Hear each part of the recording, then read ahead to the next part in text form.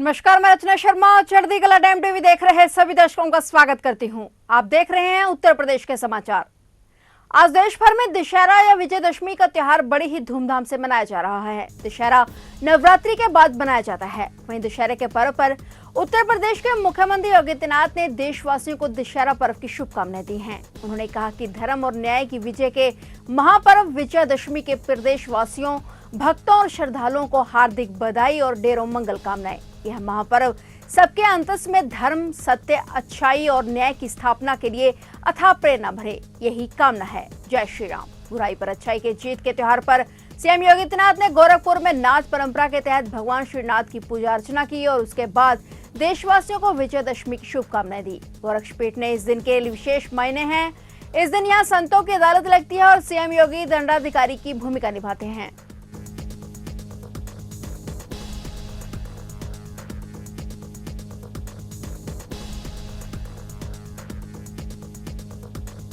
केंद्र के बाद अब राज्य सरकार भी अपने कर्मचारियों को दीपावली पर बोनस दे सकती है। सरकार के स्तर पर इसको लेकर तैयारी की जा रही है। सरकार महंगाई भत्ता बढ़ाने की भी घोषणा कर सकती है। सूत्रों का कहना है कि दशहरे के बाद बोनस देने और महंगाई भत्ता बढ़ाने की घोषणा की जा सकती है। इससे संबंधित फाइल मंजूरी के लिए जल्द ही मुख्यमंत्री के सामने रखी जाएगी। मंजूरी मिलने के बाद दीपावली से पहले अराजपत्रित कर्मचारियों को बोनस दिया जा सकता है। इससे लगभग 14 लाख कर्मचारियों को लाभ होगा।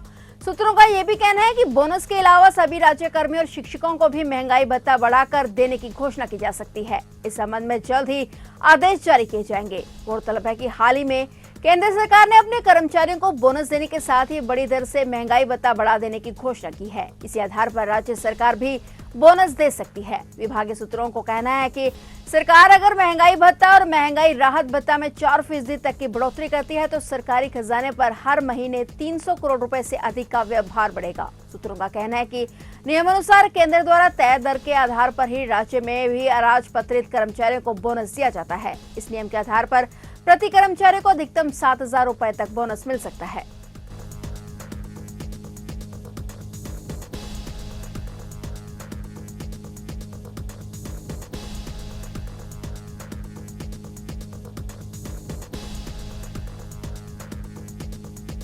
उत्तर प्रदेश के सीएम योगी आदित्यनाथ ने महिलाओं को बड़ा तोहफा दिया है। हाल ही में अयोध्या पहुंचे सीएम योगी आदित्यनाथ ने मिशन महिला सारथी का उद्घाटन किया। इस दौरान उन्होंने 51 इलेक्ट्रिक बसों को हरी झंडी भी दिखाई। मिशन महिला सारथी का उद्घाटन करते हुए उत्तर प्रदेश के मुख्यमंत्री योगी आदित्यनाथ ने कहा कि उत्तर प्रदेश परिवहन विभाग को राज्य में परिवहन की रीढ़ माना जाता है। चाहे गाँव हो या शहर, लोग बसों से यात्रा करते थे। अब एयरपोर्ट की तर्ज पर बस स्टेशन बनाए जाएंगे। इस पर काम शुरू हो गया है। अब हम इलेक्ट्रिक बसों की ओर भी जा रहे हैं और सीएम ने यह भी कहा कि एक इलेक्ट्रिक बस की खरीद के लिए 20 लाख रुपए तक की सहायता सरकार उपलब्ध करवाएगी। उन्होंने कहा कि इलेक्ट्रिक बसों से कोई प्रदूषण नहीं होता है, आवाज भी नहीं होती है, यानी तकनीक का उपयोग करके हम जीवन में बहुत कुछ परिवर्तन कर सकते हैं। वहीं महिलाओं के सम्मान में बोलते हुए सीएम योगी ने कहा कि जहाँ नारी का सम्मान होगा, उसकी गरिमा की रक्षा होगी, वह स्वावलंबी होगी, वह समाज सशक्त और आत्मनिर्भर होगा और सर्वांगीण विकास की बुलंदियों को छूता हुआ दिखाई देगा। बता दें कि सीएम योगी ने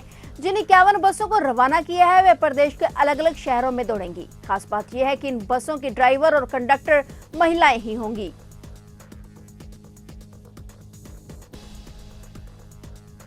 परिवहन के क्षेत्र में जो लोग चाहते हैं कि अच्छी कनेक्टिविटी हो, उत्तर प्रदेश सरकार ने अपनी इलेक्ट्रिक व्हीकल की पॉलिसी बनाई है।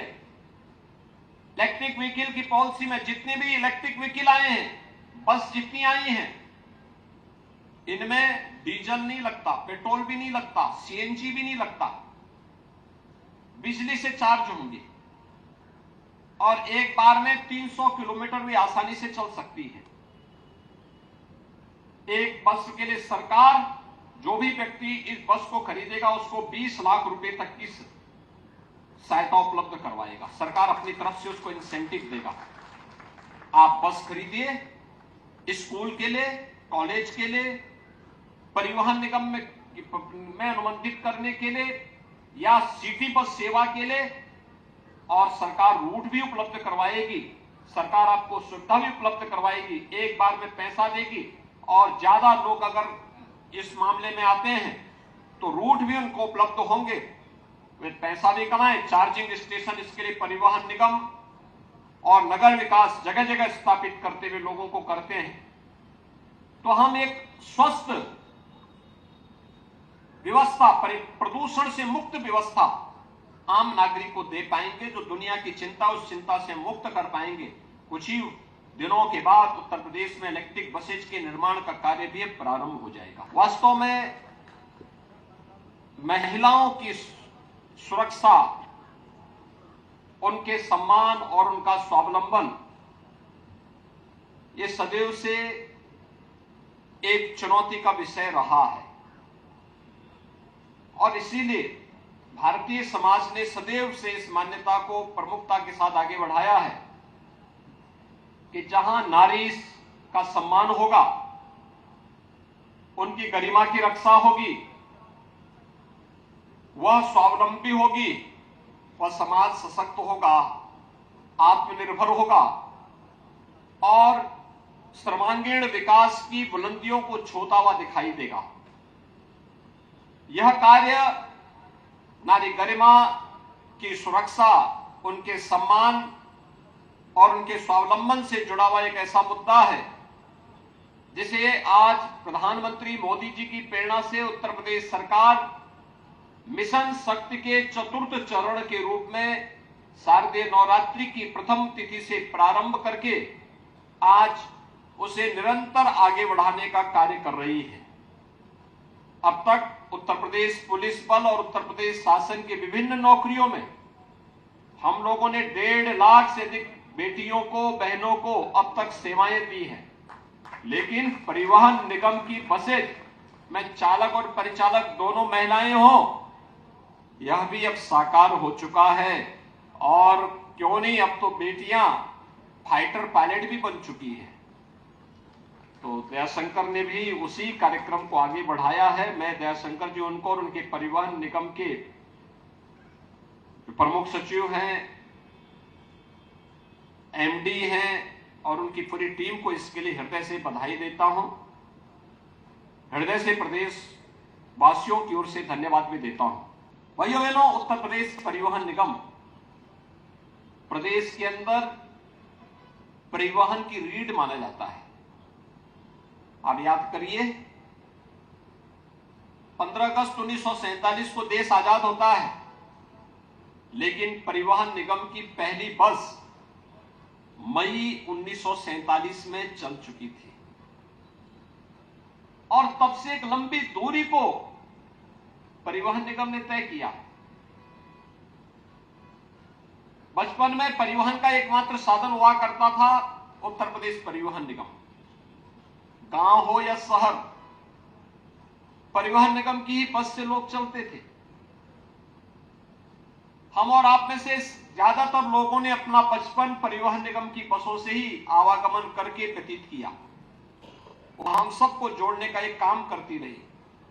और आज जब हम परिवहन निगम की बात करते हैं तो परिवहन निगम अब उसमें एक नई प्रगति करते हुए, अनेक कार्य करते हुए, अभी उन्होंने जो बताया कि आप बस स्टेशन भी एयरपोर्ट की तर्ज पर बनेंगे, इस पर कार्य प्रारंभ हो चुका है और साथ साथ नई टेक्नोलॉजी को भी अपनाने का कार्य हो रहा है। पहले बसेज में बहुत सारी खामियां हुआ करती थी, लेकिन अब धीरे धीरे करके टेक्नोलॉजी का उपयोग करते हुए उसकी स्ट्रेंथनिंग की जो कार्रवाई प्रारंभ हुई है, अब वह डीजल से इलेक्ट्रिक बसेज की तरफ भी जा रही है। और बहुत शीघ्र आप देखेंगे बहुत बड़ा बेड़ा परिवहन निगम के पास भी और अनुबंधित बसेज के रूप में भी परिवहन निगम जिनका संचालन करता हुआ दिखाई देगा, वह इलेक्ट्रिक बसेज के रूप में होगा, यानी जिसमें कोई पॉल्यूशन नहीं होना है, बहुत अच्छे ढंग से आवाज भी नहीं होती है और स्पीड उसकी सामान्य बस से भी अच्छी हो सकती है। वरिष्ठ पुलिस अधीक्षक सहारनपुर द्वारा जीआईसी और गांधी मैदान पर रामलीला और रावण दहन स्थल का निरीक्षण कर सुरक्षा व्यवस्था का जायजा लिया गया और मानकों और सुरक्षा व्यवस्था के संबंध में संबंधित को आवश्यक दिशा निर्देश दिए गए। वहीं त्योहार पर उल्लंघन करने वालों पर सख्त निगरानी करने और सख्त कार्रवाई करने के निर्देश मातहतों को दिए गए हैं। बता दें कि सीएम योगी ने हर त्योहार पर राज्य में सुरक्षा व्यवस्था के पुख्ता इंतजाम सुनिश्चित करने के अधिकारियों को सख्त निर्देश दिए हैं।